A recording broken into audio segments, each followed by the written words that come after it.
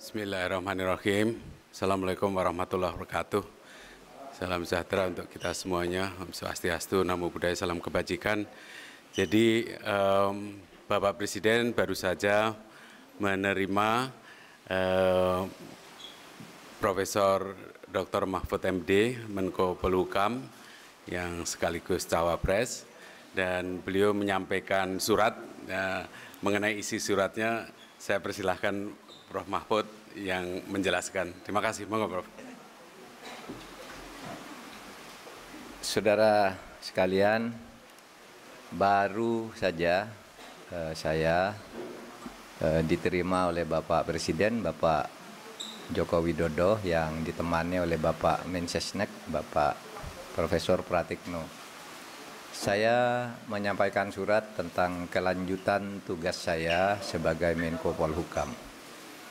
Saya menyampaikan intinya saya mengajukan permohonan untuk berhenti, dan isi surat itu singkat, hanya berisi 3 hal. Pertama, saya menyampaikan terima kasih kepada Presiden Republik Indonesia Bapak Joko Widodo yang pada tanggal 23 Oktober tahun 2019 mengangkat saya, melantik saya sebagai Menko Polhukam dan menyerahkan SK pengangkatannya dengan penuh penghormatan kepada saya dan penghormatan saya kepada beliau pada saat itu. Sehingga saya secara resmi dan dengan penuh hormat juga hari ini menyatakan surat untuk menyatakan minta atau mohon berhenti dengan sebuah surat itu.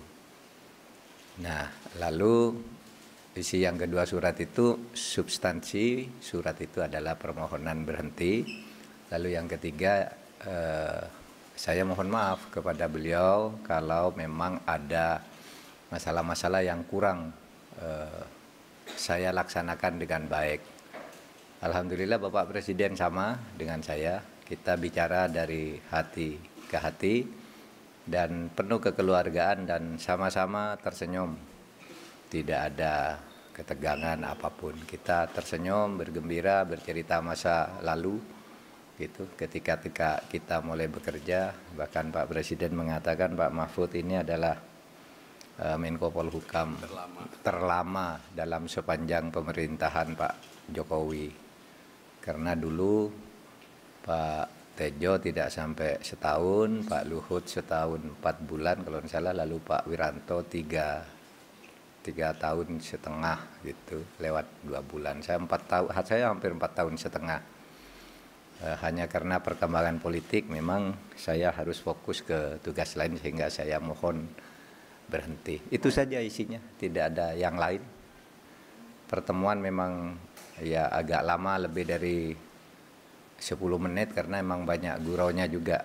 Sebenarnya kalau isi suratnya sendiri selesai dalam waktu pendek. Kami tadi banyak bergurau dan bicara bahwa negara ini harus dibangun ke depan sesuai dengan tujuan negara kita, dan kita tidak mungkin sempurna, tidak mungkin bisa menyelesaikan semuanya dalam waktu yang pendek, dan tidak mungkin tahu semuanya tentang masalah yang kita hadapi.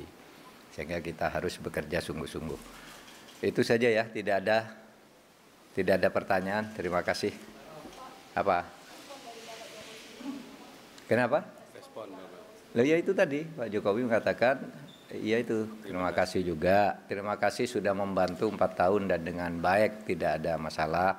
Ya beliau tadi yang menyebut bahwa saya paling lama Menko beliau, selama 2 periode beliau memimpin, yang paling lama itu Pak Mahfud katanya. Hah?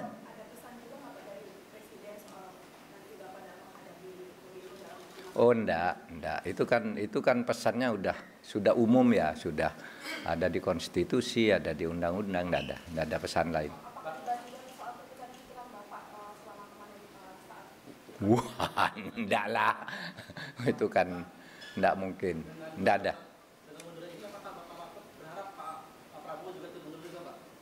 Enggak, saya tidak, kalau saya sendiri tidak akan mengkaitkan dengan orang lain. Ini saya saja. Kalau orang lain mau mengkaitkan silahkan. Kalau saya, enggak tahu, biar orang lain aja lah. Kalau saya sendiri, etik saya itu bukan soal yang lain ikut berhenti atau tidak. Etika saya itu, saya dulu diangkat dengan penuh penghormatan, maka saya harus menghadap dengan penuh penghormatan juga. Itu aja. Kalau etika saya, yang lain-lain itu saya enggak ikut urusan menteri lain. Terlepas dari hubungan baik Bapak dengan Pak Jokowi, dan tadi obrolannya ini berlangsung dengan beliau, itu kan berlangsung di tengah pemilu Pak. Iya. Kemarin ada pandangan bahwa Bapak cukup dengan ada menteri-menteri yang terangkat langsung Prabowo Gibran, itu pandangan seperti apa? Enggak, tadi enggak bicara itu. Itu biasanya wacana di luar yang begitu. Kalau saya enggak dibicara begitu.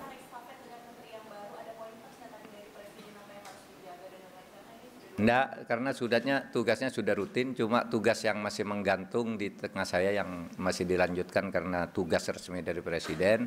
Satu soal BLBI, kita yang dulu hampir kehilangan uang lebih dari 111 triliun, sekarang kita sudah berhasil menghimpun, mengkolek 35 triliun, 8. Selama 1,5 tahun kami mengejar itu, dan sisanya sudah kami petakan, ini harus ditagih lebih lanjut gitu. Lalu yang kedua, penyelesaian pelanggaran HAM berat, saya katakan untuk penyelesaian dari sudut korbannya itu terus berjalan sesuai dengan Inpres, dan itu mendapat pujian resmi dari PBB. Pidato Dewan HAM PBB di Jenewa itu memberi penghargaan karena telah melakukan langkah-langkah lebih dulu dari langkah hukum yang masih rumit dan akan terus dikerjakan. Itu saya katakan itu masih terus berjalan. Lalu yang ketiga, undang-undang MK yang sekarang memang di tangan saya tahan dulu pada waktu itu, dan saya sudah lapor Presiden dulu maupun tadi ini ditahan dulu karena tidak bagus ada aturan peralihan yang seperti itu. Tapi apapun nanti terserah pada pemerintah. Itu aja tadi. Iya, sampai ada kepres. Enggak, sampai ada kepres dong. Kalau belum ada kepresnya terus saya pergi kan colong pelayu.